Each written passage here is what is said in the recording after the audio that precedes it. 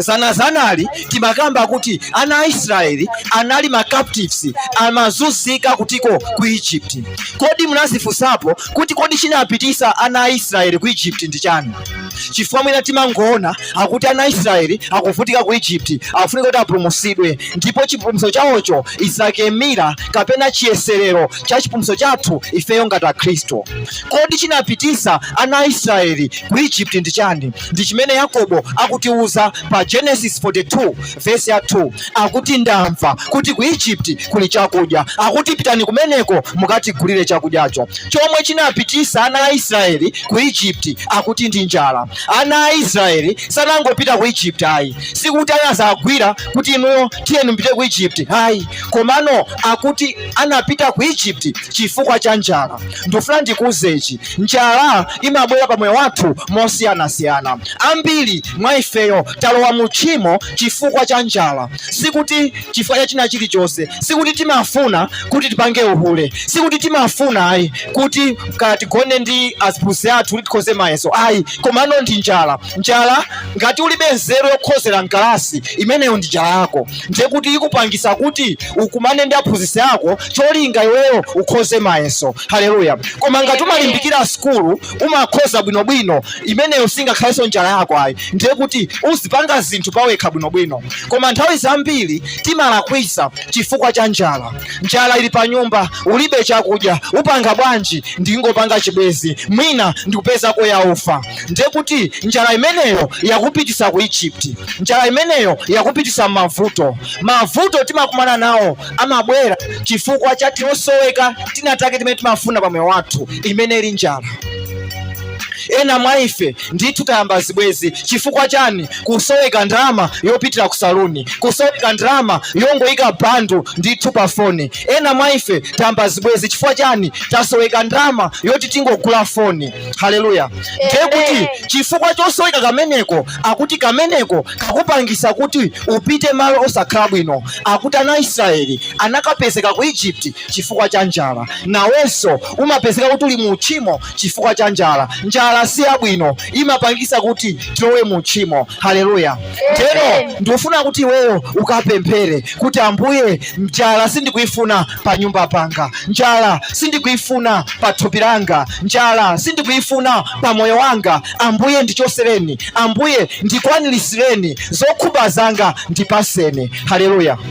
Akuti tikakhale anthu okhutisidwa ndi zomwe tili nazo. Ngati sitikukhutisidwa ndi zomwe tili nazo, ndiye kuti timapanga create njala pa moyo wathu. Haleluya.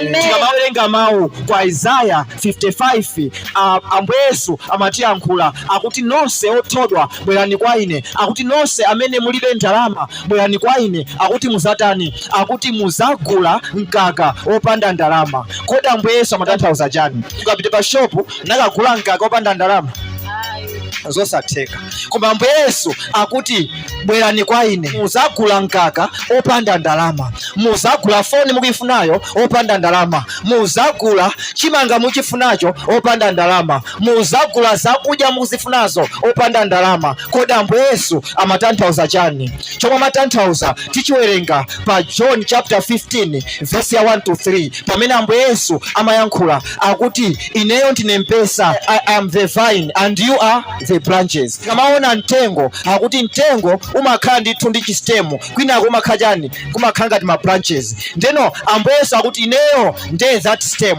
inuyo ndinu ma branches. Ndipo Atate anga akuti ndi amene amatani? Amathirira mtengo uja. Akuti nthambi imene sikukula bwino, akuti amatani? Amaidula.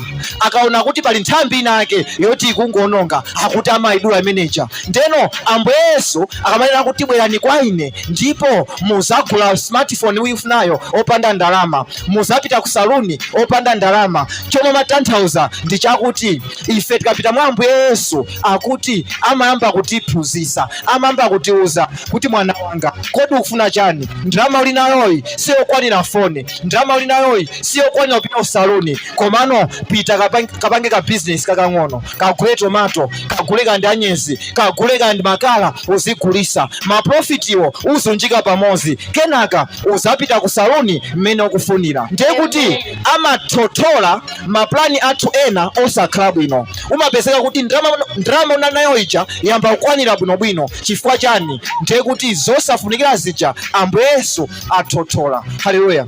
Amen. Even pa nyumba ndalama ikafika timakhala ndi maplani akuluakulu. Tikagule malo tizamange nyumba yathu, tokha tifuna tigule fridge, ndiye ndalama ija ikafika iwe ukakhala mwa Ambuye Yesu amakupasa chochita. Akuza kuti mwana wanga usagule kaye sofa, ukagula sofayi uyilowesa nyumbamo kenaka ndalama jadani yatha uso wasokolowera. Komano ndalamayo sopano kapanga invest ka business kuti ndalama maprofit uzapezawo uzapange china chake. Ndiye kuti Mulungu ayamba kukunikira, ndiye kuti Ambuye Yesu ayamba kukunikira, ndiye kuti akuza kuti panga invest, ndiye kuti maplani aja ogula sofaja amakhala kuti atani athothola. Haleluya. In actual sense pamoyo wako umakhala ngati watani wagula kale sofa ija, ndiye kugula sofa opanda chani? Akuti opanda ndalama. Haleluya. Akuti ananga bwerani kwa ine, ananga khazikikani kwa ine ndipo muzagula opanda ndalama. Tikapita kwa Ambuye Yesu akuti maplani osakhala bwino pamoyo wathu amathothola, amachosa. Timangokhala ndi maplani abwino ndeno timabala zipaso, timapita chisogolo, timakhutisidwa. Haleluya. Ukakhala moyo osakhutisidwa ndi chifukwa chake umapezeka kuti uli kutiko, uli ku Egypt. Wekha ufuna foni, wekha ufuna upite ku skulu, wekha ufuna uvale sketi yabwino, wekha ufuna kuti kumutu kuoneke bwino, zonsezo koma ndalama ulibe, upita kutiko. Ndiye kuti sukukhutisidwa ndi sisi zimene Mulungu anakupasa, sukukhutisidwa ndi zovala zimene uli nazo. Kuti ukakhutisidwa ndi pamene Mulungu azakupitise malo abwino amene ukufuna. Ukakhutisidwa uzapewa kupita kutiko, kupita ku Egypt, malo a captives, malo a chonongeko. Haleluya. Ana Israeli anakapezeka ku Egypt chifukwa cha njala. Iweyo uyikane njala pamoyo wako, uyikana bwanji? Ukhale nsikana okhutisidwa, ukhale nyamata okhutisidwa, ukhale mbambo mayi okhutisidwa. Usakomedwe ndi china chilichonse chimene chili ndi anzi zako. Iweyo ndi iwo, iweyo ndi iweyo. Haleluya. Amen. Pemphera kanthawi kochepa kuti Ambuye zalani mtima okhutisidwa pamoyo wanga, zalani mtima okhutisidwa pamoyo wanga. Akuti ndikakhutisidwa ndi pamene njala sipezeka pamoyo wanga, sindizifunafuna zinthu zosakhala bwino, sindizifunafuna zomwe zili zosafunikira pamoyo wanga, ndipo sukapezeka kuti uli mu tchimo. Pemphera, pemphera, pemphera, pemphera, pemphera, pemphera. Zalani moyo okhutisidwa pamoyo wanga, moyo okhutisidwa pamoyo wanga. Play. Kukhutisidwa pamoyo wanga, ndikakhutisidwe, ndisakakhumbe zapaziko zosafunikira kwambiri pamoyo wanga. Haleluya. Mawu akuti tisakonde ziko lapasi, komanso zinthu zimene zimapezeka paziko lapasi. Zapaziko tisazikonde, tisazipange attach ku zimenezozo. Kodi zapaziko ndi chani? Kena kalikonse. Haleluya.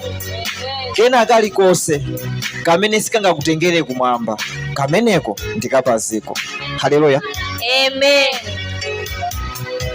Kena kalikonse kamene sikangakutengere kumwamba, kameneko ndikapaziko. Usakhale nako bize. Haleluya. Amen.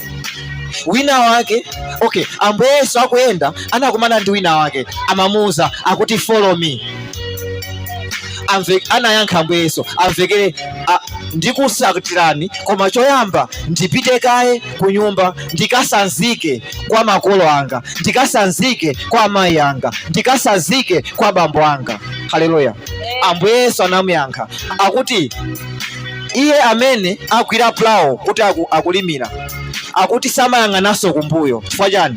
Imakhala kuti okay, akuti ndi khasu lokokedwa, ndeno kayika pasi khasu lokokedwa umayendera amene akukoka khasu lija. Ndeno sungayike khasu pasi, ng'ombe kupita kuti uzilima, iwe ndimayang'ana kumbuyo. Ndiakuti ameneyo sioyenerera mu ufumu wakumwamba. Ndi chimene Ambuye Yesu amayankhula, kutanthauza kuti chapaziko ndi china chilichonse chimene chimakupanga iweyo hinda ku ufumu wakumwamba. China chilichonse chimene sichingakutengere kumwamba, chimenecho ndi chapaziko. ngati banja silingakutengere kumwamba, banjalo ndilapaziko. Kena kalikonse kamene sikakupitise kumwamba, kameneko ndikapaziko.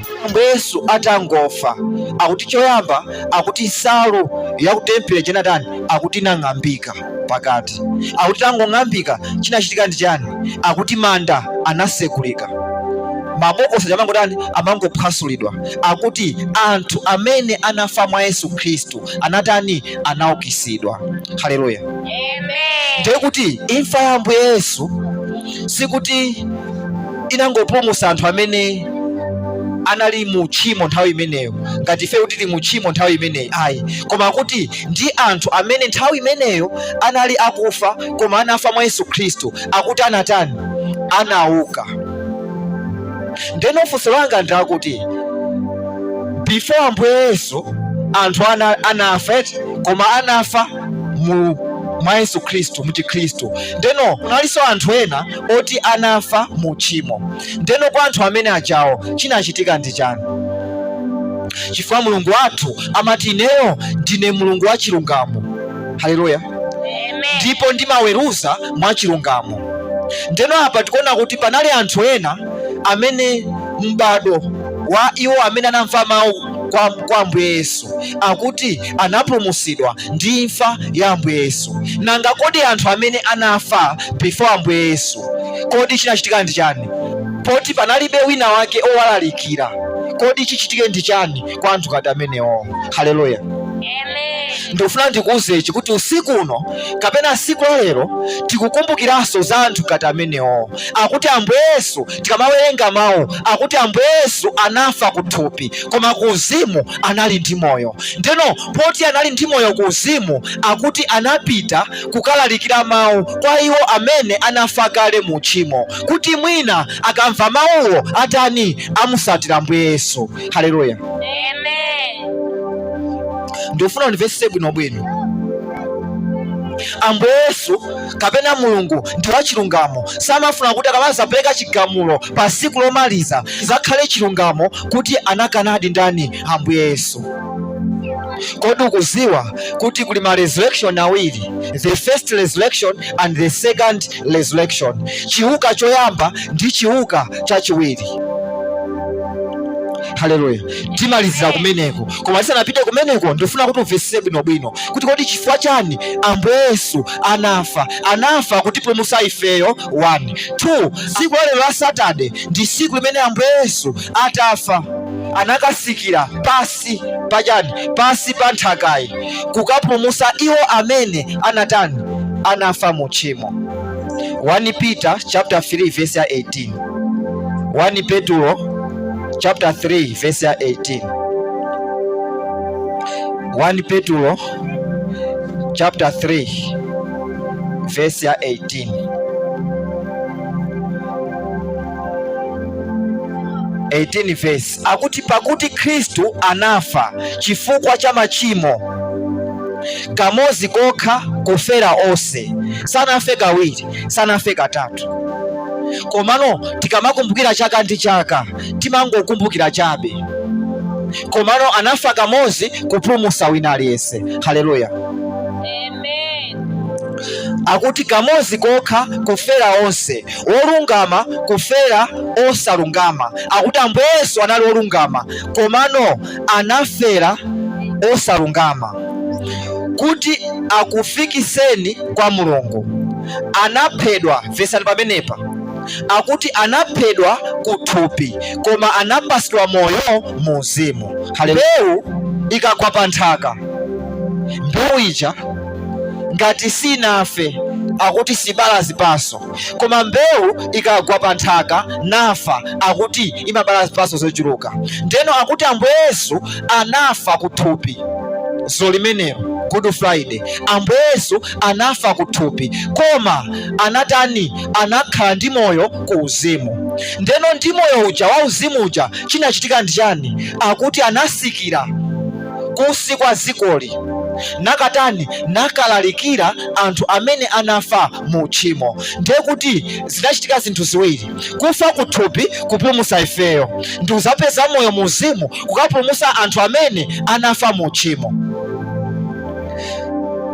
musiku lale Ambuye Yesu alalikira anthu amene anafa nthawi imeneyo iwowo asanabwere pa dziko lapansi. Pakuti chikondi chanu nchachikulu kwa ine, mwandipulumutsa kumalo ozama amanda. Ndiye kuti manda amenewo amatanthauza manda amenewo amatanthauza kuti pamapezeka abwino ndi oyipa omwe, koma munthu wolungama sakuyenera kuti apezeke m'manda yayi. Ndeno Davide anali munthu wolungama, akuti mwandipulumutsa kuchokera kutiko, kuchokera m'manda. Soza kuti manda ali pa dziko lapansi. Kalero manda amayimira ngati jahena pa dziko lapansi, paradizo pa dziko lapansi, onse amapezeka pa dziko lapansi. Ndi Ambuye Yesu atafa anasikira pasi paja kuti akalande makiyi kwa Satana, kuti sakhale choncho yayi. Paradizo ikhale kumwamba, anthu azipita kumwamba olungama, oyipawo pasi jehena kudikira chiweruzo. Haleluya. Amen. Mfumu Sauli nthawi inake inasabalalika, akatapemphere kwa Mulungu, Mulungu samayankha. Akati afunse ma magicians, iwo amene anali ndi amakhala ndi mauthenga, akuti palibe chimene amamvapo. Anabalalika, ndipanga bwanji? Akuti anapita kwa mzimayi amene amayitana mizimu ya anthu amene anafa kale. Akuti mfumu Sauli atapita kwa mzimayi uja, mzimayi anamfunsa, akuti kodi mufuna chani? Akuti mundiyitanire mzimu wa ndani? Wa Samueli. Mzimayi uja anayitana mzimu wa ndani? Wa Samueli. Ndipo Samueli ngakhale anafa anayamba kutani? Anayamba kuyankhulisana ndi ndani? Anayamba kuyankhulisana ndi Sauli wamoyo. Kusonyeza kuti nthawi imeneyoyo zimachitika ndithu, wamoyo kumayankhula ndi wakufa. Chifukwa chani? Satana anali in control, amatha kuyitana mzimu wa munthu wakufa kuti ayankhule ndi ndani? Ndi iye amene ali moyo. Zimachitika zimenezo. Koma kubwera kwa Ambuye Yesu, akuti Ambuye Yesu atafa, choyamba anapita pasi paja kukalanda makiyi amenewo kwa ndani? Kwa Satana, kuti kuyambira lero wakufa ndi wamoyo pasakhaleso chaniso, pasakhaleso ubale. Haleluya. Amen. Ndeno ngati zimachitika zimenezo ndi kale limenelo, ndi nthawi imeneyo, akuti wakufa amapanga communicate ndi iye amene ali moyo. Ambuye Yesu pa chivumbulutso pa unena kuti ndatenga makiyi, ndi makiyi amene akutani? Akuyimira amoyo komanso ndiwo amene ali kujahena. Kusonyeza kuti Jesus is now in control. Haleluya. Nde musiku la lero tukumbuka kuti Ambuye Yesu anatani? Anafa kuthupi, koma kuzimu anali ndi moyo, anakalalikira iwo amene anali ndi chani? Anafa mu tchimo. The first and second resurrection, chivumbulutso 20 verse ya 6 mpaka na 8. 6 verse akuti odala ndi oyera mtima amene adzaukitsidwa nawo pa kuukisidwa koyamba. Haleluya. Amen. Imfa yachiwiri ilibe mphamvu pa iwo, koma adzakhala ansembe a Mulungu ndi a Khristu, ndipo adzalamulira naye pamodzi zaka 1000. Haleluya. Amen. Mawu akuti odala ndi amene adzakhale pa chiukitsiro chachani? Choyamba. Haleluya. Kusonyeza kuti kuli chiukitso choyamba, ndeno chilikonso chiukitso chachiwiri. Akuti amene adzapange pateki chiukitsiro choyamba, akuti amenewo imfa yachiwiri alibe nayo bize, sizakhuza. Haleluya. Kusonyeza kuti tili ndi imfa yoyamba, tili ndi imfa yachiwiri, tilinso ndi chiukitso choyamba komanso chiukitso chachiwiri. Yohani chapter 5 verse 28. Ndiwerengere tukena kandilongosola. Yohani chapter 5 verse 28. Kuti pali amene amachita zabwino ndi pali amene amachita zoyipa. Haleluya. Ndeno akuti amene amachita zabwino azatani? Azaukitsidwa. Natani? Nakakumana ndi Ambuye Yesu malengalenga. Iyo akuti chimenecho ndiye chiuka choyamba. Chiuka choyamba chizachitika pakubwera kwa Ambuye Yesu mmalengalenga umene timati chani mkwatulo. Ndiye kuti Ambuye Yesu akamabwera akuti choyamba iwo amene anafa mwa Yesu Khristu akuti amenewo azaukisidwa. Ndiye kuti chimenecho ndi chiuko choyamba. Koma iwo amene anafa mu tchimo ndiye kuti sazaukisidwa. Haleluya. Ndiye kuti chiuka choyamba ndi cha anthu amene afa mwa Yesu Khristu, the first resurrection. Wafa mwa Yesu Khristu uzaukisidwa. Amene Ambuye Yesu tipange celebrate kuti mawa Ambuye Yesu auka. Ndiye kuti anthu amene anafa mwa Yesu Khristu zaukira limodzi ndi Ambuye Yesu. The first resurrection ndi anthu amene anafa mwa Yesu Khristu, ndi anthu amene akukhala mwa Yesu Khristu. Ndiye kuti kwa iwo amene azakhala ali ndi moyo akuti azangokwatulidwa nakakumana ndi Ambuye Yesu, the first resurrection. Ndeno chifukwa chani kuti the second resurrection? Akuti nthawi nake nazakambapo kuti ukazachitika mkwatulo chizachitike ndi chani? Akuti pa dziko lapansi moyo uzapitirirabe, uzakhalabe chimozimozi. Kumwambaku kwa iwo amenenso anakwatulidwa moyonso uzayendanso chimozimozi. Akuti kuzakhala kulandira ndithu mphotho kuti iwe pa dziko lapansi unachita bwino. Kwa zaka 7 zizachitika zimenezozo. Pa zaka 7 pa dziko lapansi anthu azakhautaninso akuvutika ndi ulamuliro wa ndani? Ulamuliro wa Satana. Akuti kumapetopeto kuzakhala sopano chani? Chiweruzo chosiriza sopano. Akuti wina aliyense mabuku azasegulika kuti aone kuti kodi iweyo unapanga chani. Ndena kuti chikazafika chigamulo chimenecho akuti ndi amene anafa mu tchimo akuti nthawi imeneyo nawonso azaukisidwa. Imeneyo sopano ndi the second resurrection kapena chiuka chachiwiri. Chiuka chachiwiri ndi cha anthu amene anafa mu tchimo. Pali imfa yoyamba ndi imfa yachiwiri. Pa dziko lapansi anthu akamamwalira akamafa kuti timalira. Ambuye Yesu akuti kwa Mkhristu akuti tisaoneke ngati kuti sitinabadwe mwasopano. Tizizindikira kuti anthu akafa ngati wafa mwa Yesu Khristu ndiye kuti wangogona tulo. Akuti Ambuye Yesu akamabwera azakwatulidwa ndiye kuti wazukisidwa. Ndiye kuti kwa munthu amene wazukisidwanso ndiye kuti anangogona tulo, sikuti wamwalira, sikuti wafayi. Koma kwa munthu amene wafa mu tchimo ameneyo wafadi ndithu, chifukwa akupitanso ku imfa ija yoponyedwa mu nyanja ya moto. Munthu akafa chimachitika ndi chani? Ngati munthu wafa mwa Yesu Khristu akuti pompopompo amapita kutiko ku paradise. Ngati wafa mu tchimo akuti pompopompo amapita kutiko? Amapita mu Jahena kumene kuli moto osatha. Koma ku Jahena kuja sikuti ndi kumathero ayi. Akuti kumene kuja ndi temporary chabe, ali kumene kuja kwa kanthawi kochepa. Ambuye Yesu akazabwera uja amene anafa alali ku paradise uja akuti amazuka nakumana ndi Ambuye Yesu. Koma amene anafa anapita ku Jahena akuti sazuka nawo. Chiukiso choyamba ndi cha anthu amene anafa mwa Yesu Khristu. Kenaka kumapeto akuti kuzakhala chiukisiko cha iwo amene anafa mu tchimo. Imeneyo ndi chiukisiko chachiwiri. Akuti anthu amene anafa mu tchimomo angokawaweruza kuti inu munapanga izi ndi zoona, sopano tikuponyani mu nyanja ya moto. Mawu akuti imeneyo ndi imfa yachiwiri. Imfa yoyamba tisayiope, koma tiope imfa yachiwiri. Haleluya. Chifukwa imfa yachiwiri ndikuponyedwa mu nyanja ya moto. Imfa yoyamba akuti timangopita mu temporary chabe, mwina mwake wabwino apita ku paradise, woipa apita ndithu ku Jahena. Haleluya.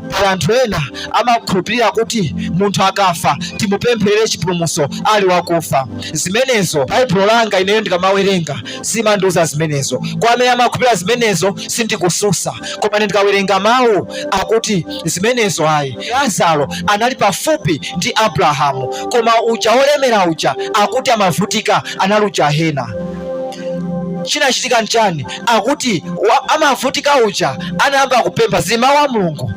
Anayamba kupempha akuti mfumu Abrahamu akuti chonde nanenso ndibwere kumeneko, akuti yayi sitimankhwirisana, akuti ku Gehena ndi ku Paradiso kulibeko mgwirizano, iweyo kwako ndi kumeneko, uli pa dziko lapasi umachita ndithu mphulupulu zako, sumachita mawu. Komano Lazaro osaukayo amachita mawu, ndi chifukwa chake ali kufupi ndine. Akuti chabwino bwanji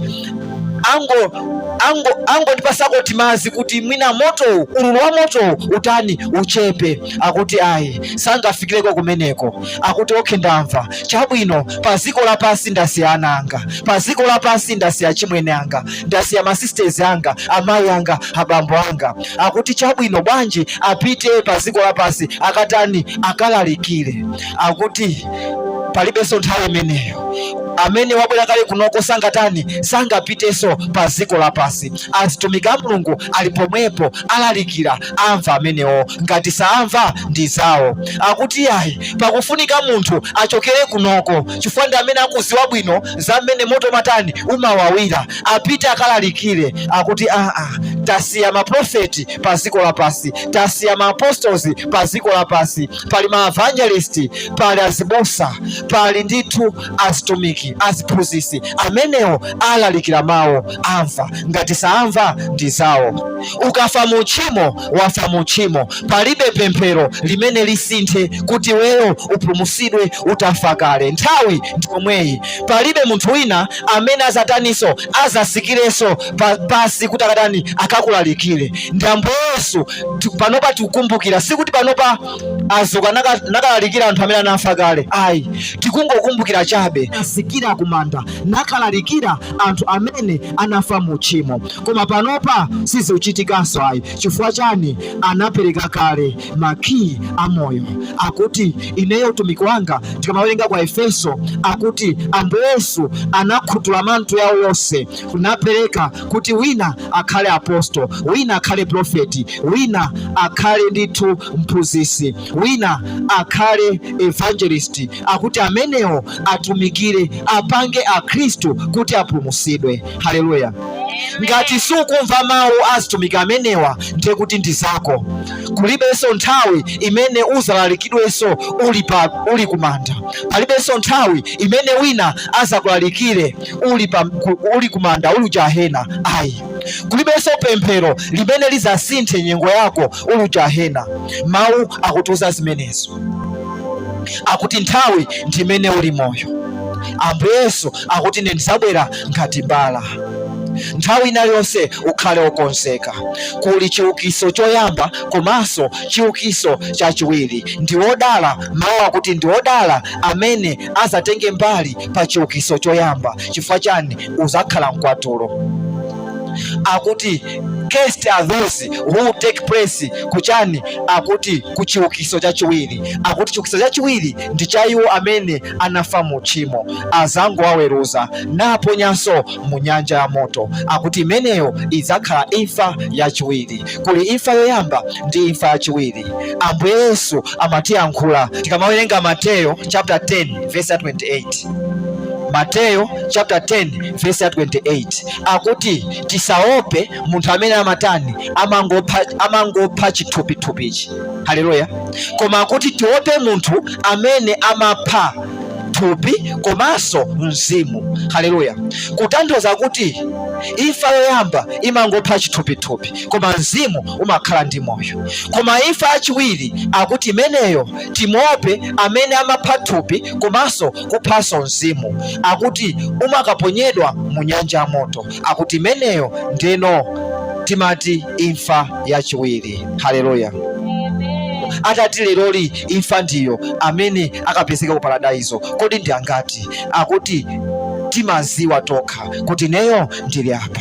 Tikapita ku Romans chapter 10 verse ya 9, mawu akuti chipulumutso akuti ndikumva mawu nakhulupirira. Ukamva mawu akuti yankhula ndi lilime lako kuti Ambuye Yesu ndi mfumu. Tikamawerenga chivumbulutso chapter 3 verse ya 20, Ambuye Yesu akuyankhula akuti ndikugogoda pa khomo la mtima wako, ukazandisegulira ndizacheza nawe, ukazandisegulira ndizakupasa moyo. Nthawi inaliyonse ukamamva ukamva mawu a Mulungu ndiye kuti Ambuye Yesu akugogoda pa khomo la mtima wako. Ukazangosegula, ukazangomva mawu nayamba kuchita mawu, ndiye kuti azacheza nawe, azakupasa moyo. Nkutheka wamva mawu wakhulupirira. Chimene chasala ndikungoyankhula kuti Ambuye Yesu inuyo ndinu mfumu. Panali ena ake anali ndi Afarisi akuti atamva uthenga anakhulupirira ndithu, komano kungoyankhula kuti Ambuye Yesu ndi mfumu amayang'ana kaye mbali kuti kodi Afarisi aja ali pati, akuti ankaopa Afarisi ndipo anasemphana ndi chipulumutso.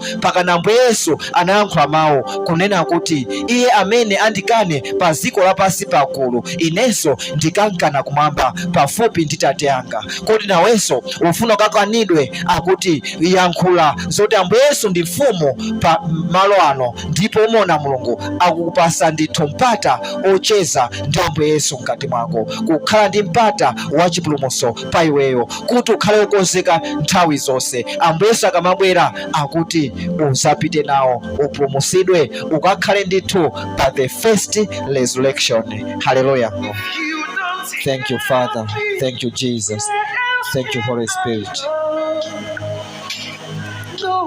Nena kuti Ambuye Yesu mtima akukondani, ndikuziwanso kuti mmandikonda.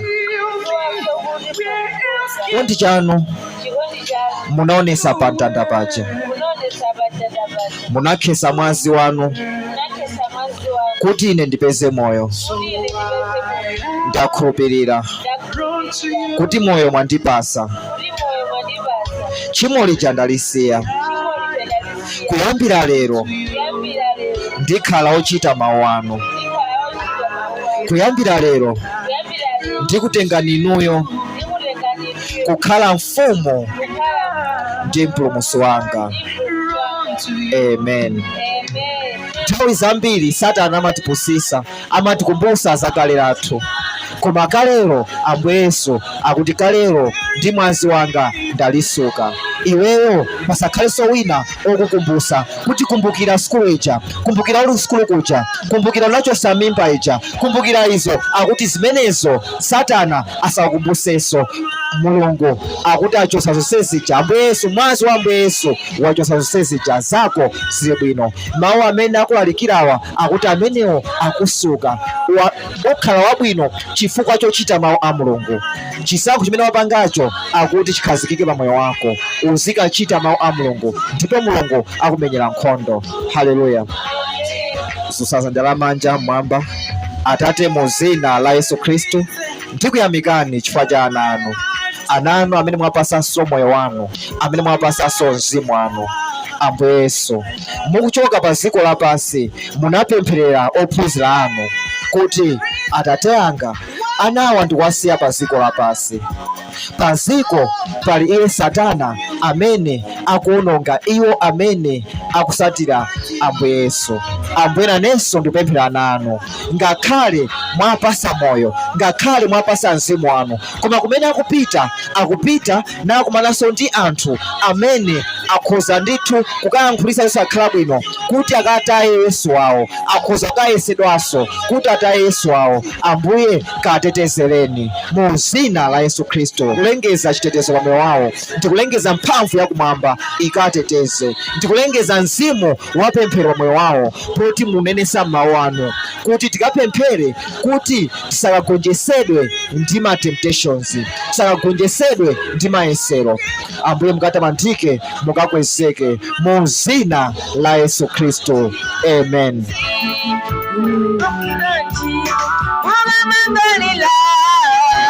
Jamhuri misozi, Yesu ndiye mayangu. Kodi umama wanji, umamangolila. Jamhuri misozi, Yesu ndiye mayangu.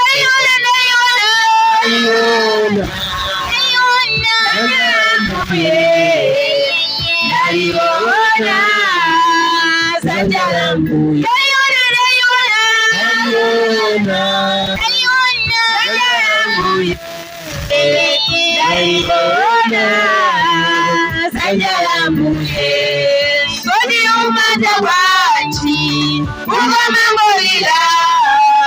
Jamhuri misozi, Yesu ndiye mayangu.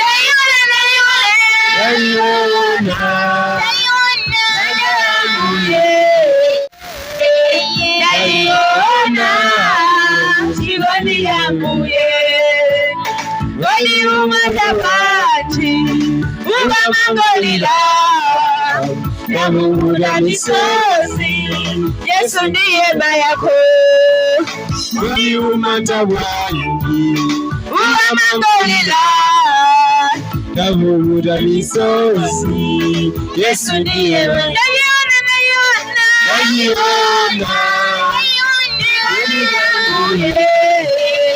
Naiona chikondi yangu, naiona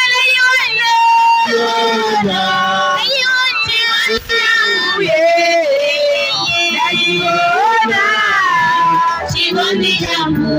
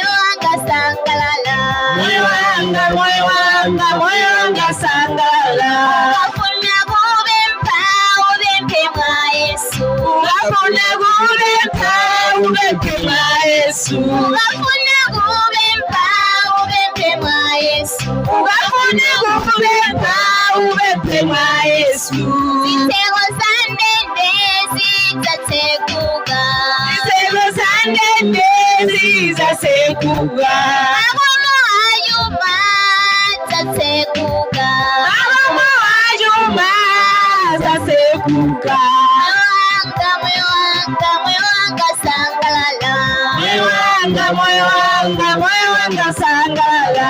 Moyo wanga sangala. Moyo wanga sangala. Yesu.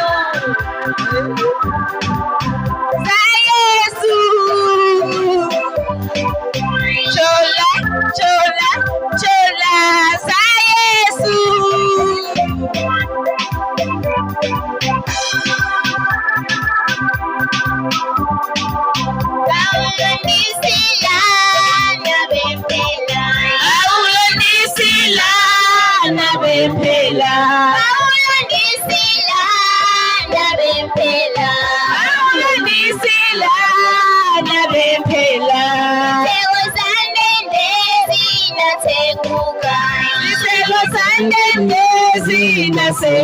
Daenda kose ndazungulila kose ndafuna kose sazabezeka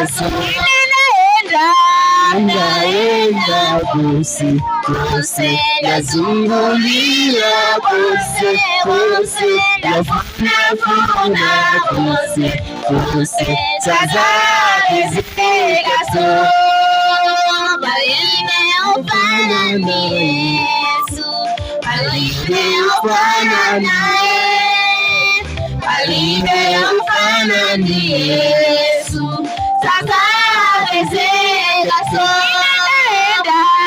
naenda kose ndazungulila kose ndafuna kose sazabezeka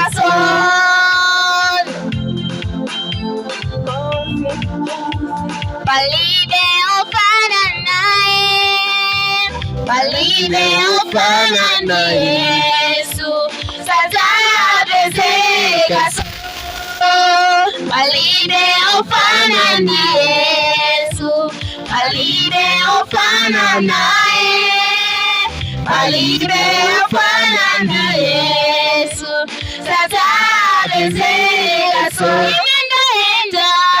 ndaenda kose ndazungulila kose ndafuna kose sazabezeka